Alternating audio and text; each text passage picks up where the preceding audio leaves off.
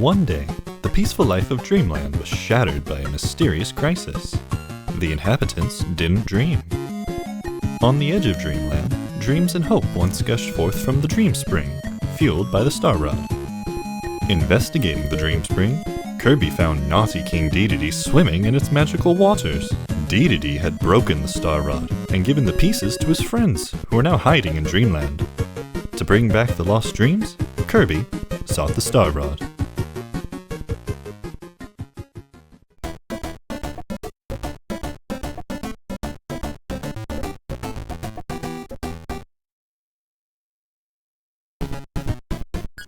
Hey everyone, how's it going? I hope you are doing well.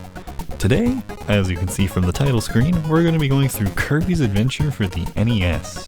Now, this is one of my favorite games of all time. I always make it a point every year to try to play through it at least once. This game kind of inspired me to look at games from a bit of a different perspective.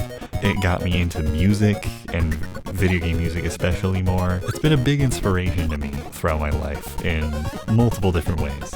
Funnily enough, the first time I ever saw Kirby in anything was not in a Kirby game. I grew up with Smash Bros. Melee for the GameCube, and I always wondered, what is a Kirby game like?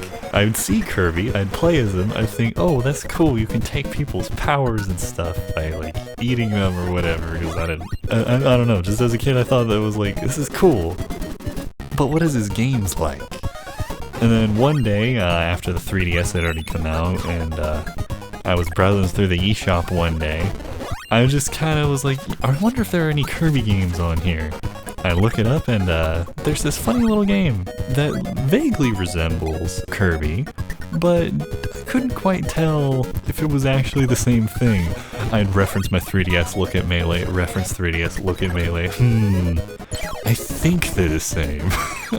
Yeah, and then I was just like, yo, hey, can we get this? And then ended up getting the game, and after that, played through it and realized, you know what? Older games are great.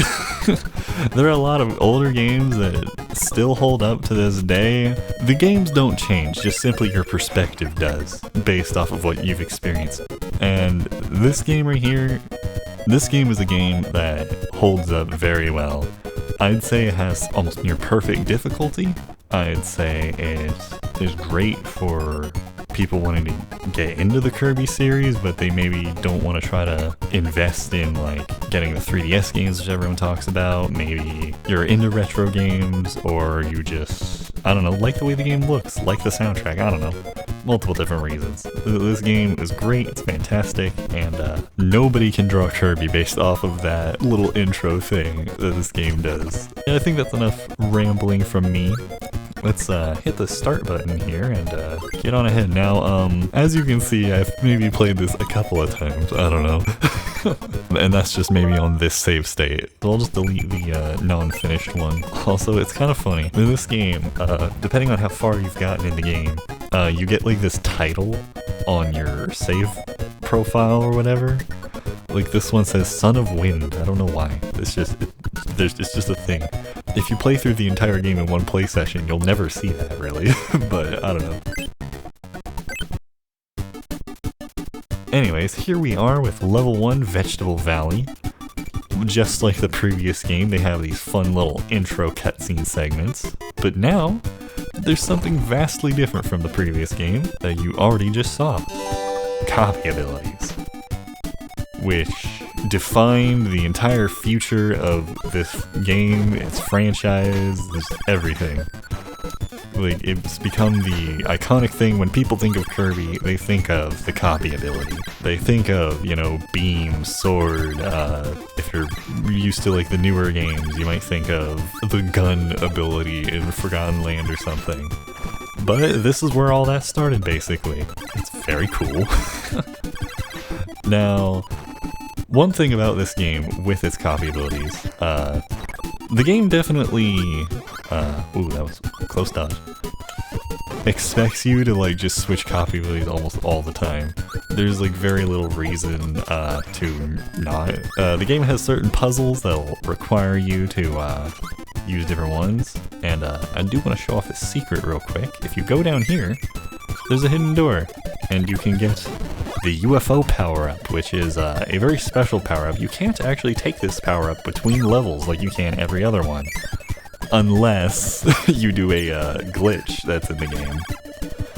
But I probably won't show that off just yet. You have to beat a level first in order to do the glitch, and so yeah. That'll be for a future date, but UFO is actually really interesting in this game because most copy abilities in this game only have like 1 or 2 moves. You've got like your grounded move and your jump attack / underwater attack for some copy abilities. UFO, however, has like 4 or 5 moves? Oh yeah, also this game has like little descriptions whenever you have a copy ability. Hold down the B button to charge and then let go. You can attack 4 different ways. Yeah, so 4 different moves on this one. If you just tap the B button, you get the beam attack. You know, pretty useful for many situations. If you hold it for a little bit longer, you get the laser ability, which bounces off of diagonal platforms and things. If you hold it even longer, you get a star. And then if you hold it for the longest amount of time, wait for it to start flashing, you get a star that does a bigger hit, more damage, just like you would get if you inhale 2 enemies at the same time. So, pretty useful ability. They only give it to you like a couple times throughout the game. Anyways, we've reached the end of this level, and can I get a 1? Can I get a 1? Yes! First try. That almost never happens, by the way. I always end up messing it up and get like a 2 or something. But there we go, that is level 1, and we now have 5 1-ups. Now, one thing that this game also does that returns very often throughout the series, minigames. This one, the Crane Fever minigame, you have a chance of getting either an easy 1 additional 1-up, or you can go for the big guy and hope that you can get a double 1-up thing, but it's a bit trickier to get this guy. You gotta really aim precisely. I don't think I got this one. There's a chance though. Okay, when you do it for the first one in the game, they make it a little bit easier, but the later on you go, you have to be more precise, I'm pretty sure. I could just be making that up, but let's see if this works.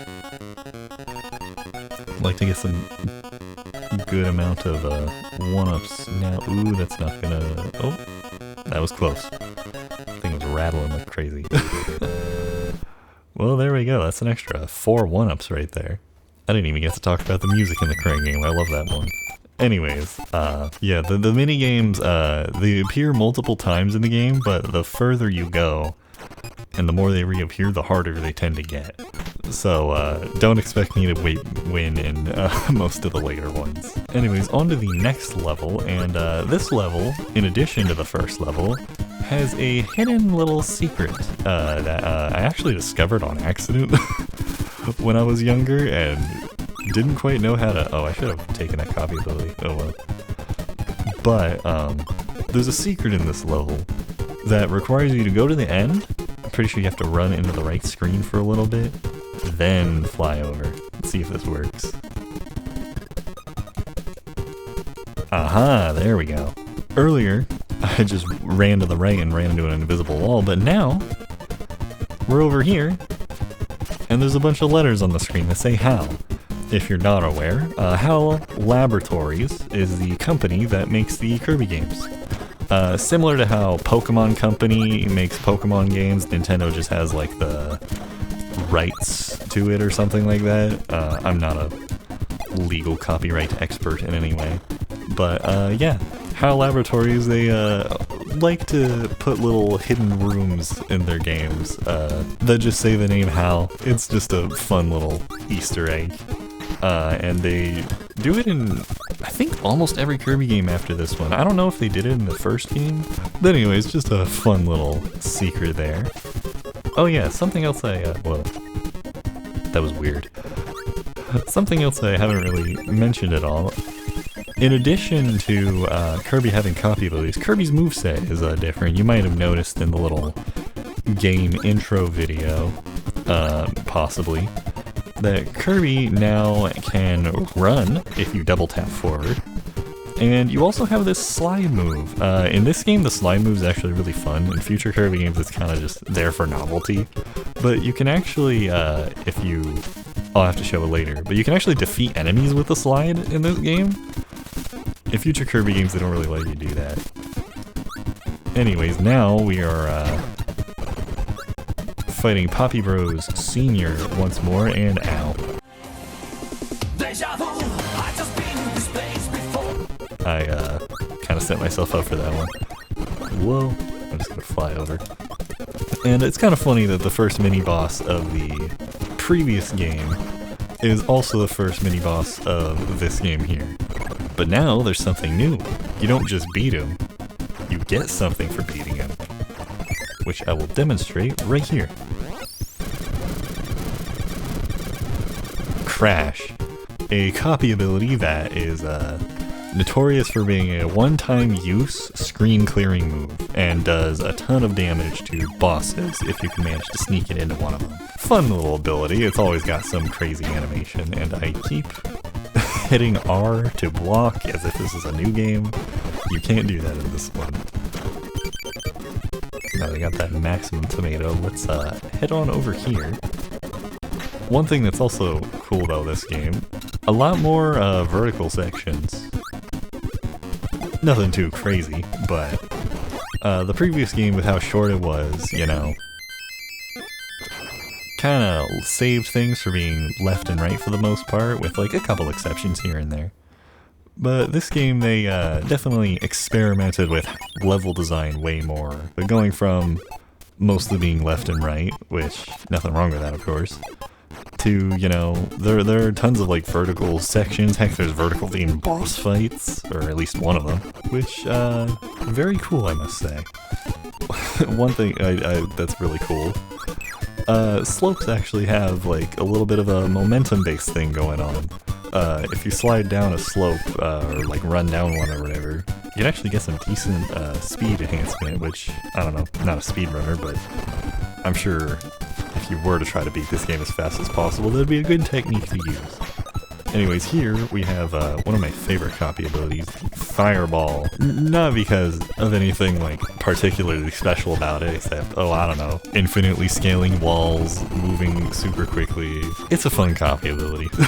Another thing to bring up is, in this game, you'll notice that some copy abilities have like similar themes. For instance, there's fire and fireball. In the future, we'll find ice and freeze.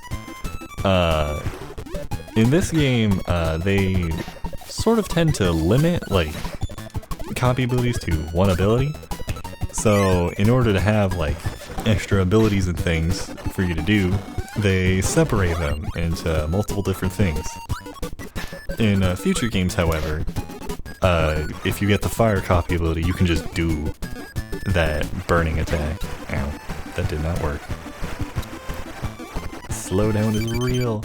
Anyways, perfect example of using the slide to defeat an enemy. I find it pretty fun to do. Can I get another one? Hey, let's go. Man, 10 1-ups already? That's pretty good.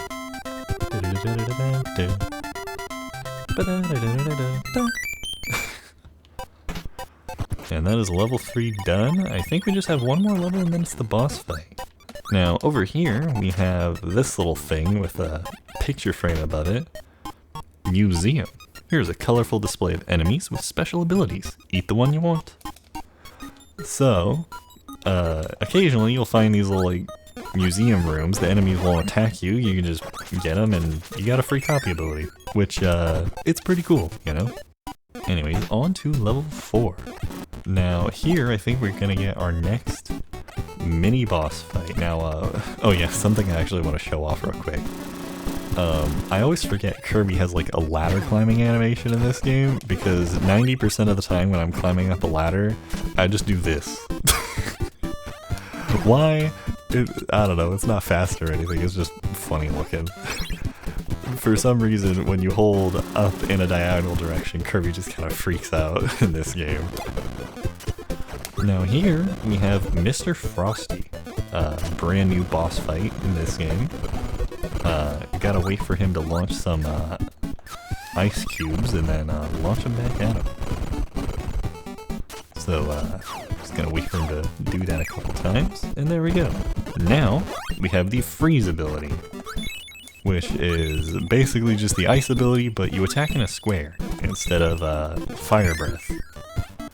I don't know, I kind of like the freeze one better. I just like being able to attack from all sides, I don't know.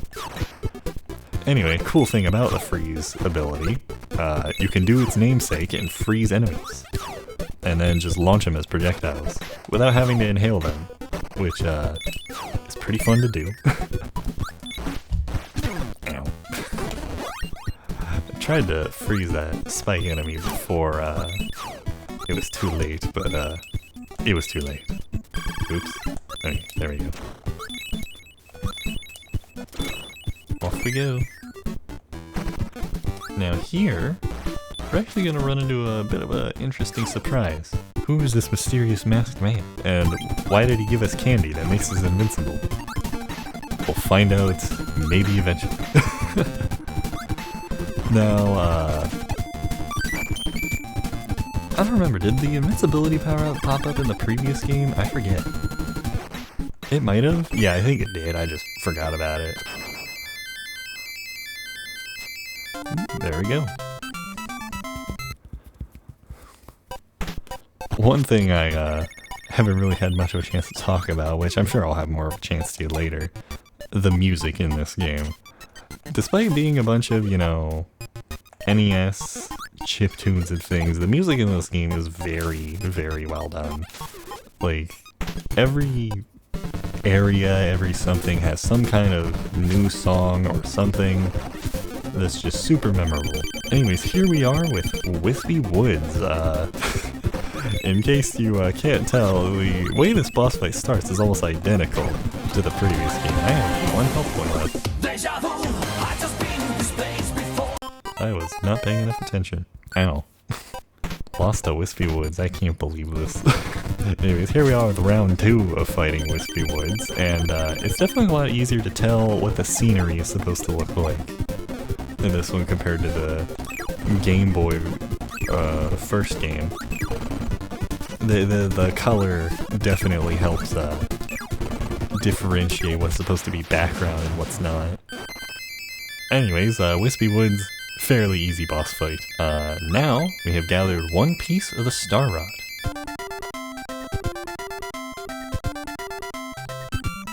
And we can now go to the next area and try to find the next. I say try to find, it's more like mandatorily find.